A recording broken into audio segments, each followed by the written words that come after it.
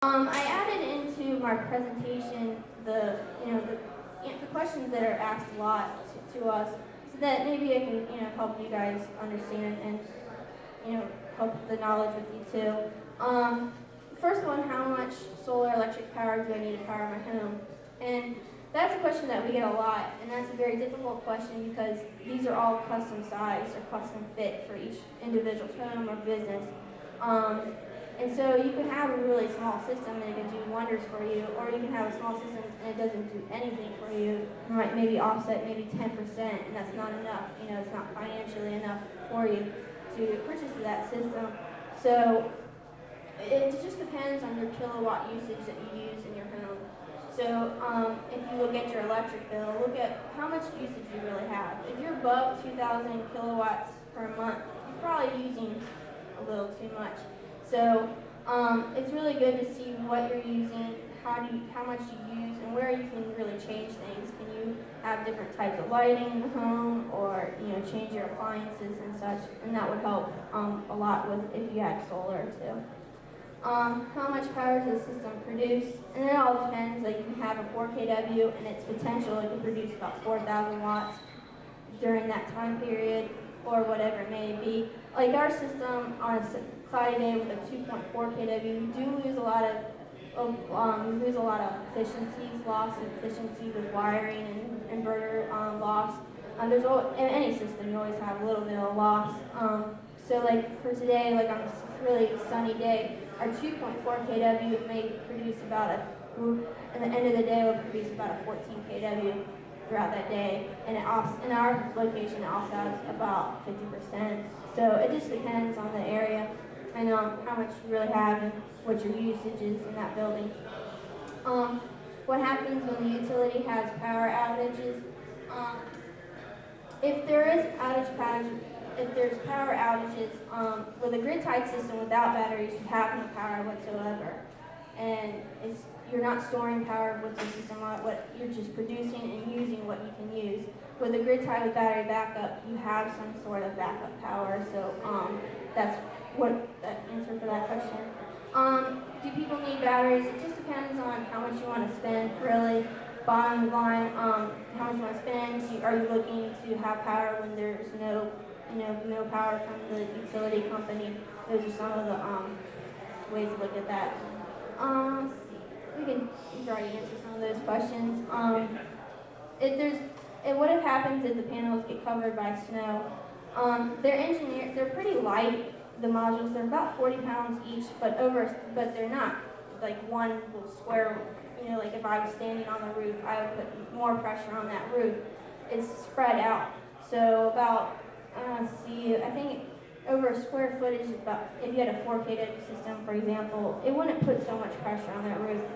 If you're concerned about your roof, the trusses, if you have a lot of concern about that, and you get a lot of snow, you might need to look at seeing what kind of racks you can use that underneath the module that racks up on behind it, how much that pressure would really have on it. So you really just have to know your area. In this area, we don't have to worry about that too much.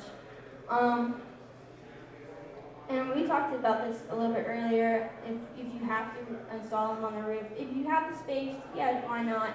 But you can also do pole mounts. And the benefit about pole mounts is that solar electric modules get really hot, and if they're on the roof, they're going to get even hotter, and they lose a little bit of performance. So having on the roof on a pole mount really gives a lot of airflow that comes underneath the module and keeps it very efficient, and you don't lose a little bit of efficiency, and that's the benefit of it. And if you're not, aesthetically, you don't want them on the roof. That's a lot of our clients are like that. They don't want them on the roof at all, so they want them on the pole, and that works really well too. Another question that's do you have to clean these modules or clean your solar array? And you really don't have to. If you're in Arizona, you might, because there's a lot of dust or something like that. But in this location, we get enough rain, it just washes off. So it's really a low maintenance kind of system. And like I said before, we do residential, we do commercial, we can do utility. So wherever you have the sun, which is hopefully you have it everywhere, and we have it every day, that you'd be able to put up solar anywhere. And then the big question is, if I did put this on my place, would it add value to my home? And there's a lot of studies out in California that proves that every 1,000 watt, as much as wattage you can not use, you're going to get more out of it, out of your system. You're going to value your house a lot more because you're avoiding a lot of costs with your utility. So it's going to add value if you were to resell. And then if you're wondering what about an installation, how long does it take? It takes about 2 to 5 days for just a roof-mounted system that's an easy roof, not like a 12 pitch roof that's really hard to get onto. That takes about 2 to 5 days to just do a regular roof. If you were to do a pole mount or another structure that needs more concrete digging, trenching, it takes a little bit longer period of time. It takes about a couple weeks to let the concrete cure, and then you're able to install the rest of the system. Why buy solar? What's the advantage? What are the incentives? Why financially? Why should we do it? You're producing clean energy. You have stable electric costs, which means that you bought this system. Now you know that this is how much you have to pay for electricity, and that's it. So you have a set cost.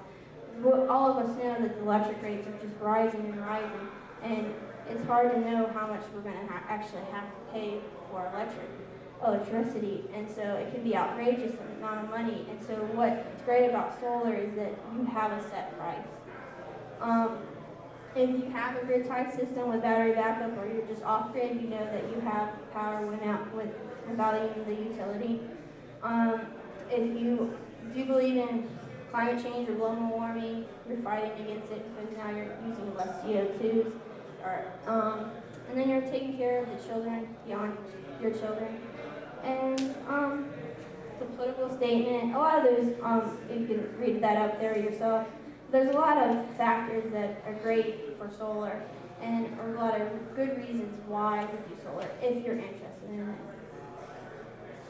Like for the economics, a lot of people, I feel like I really geared it towards just the economics, the financial, why to buy solar. And the reason is because a lot of people ask these questions to us, and so I'm just trying to gear that to you guys as an audience, and not too much the technical aspects, but a lot of the technical stuff, you can always come to us and ask us those questions.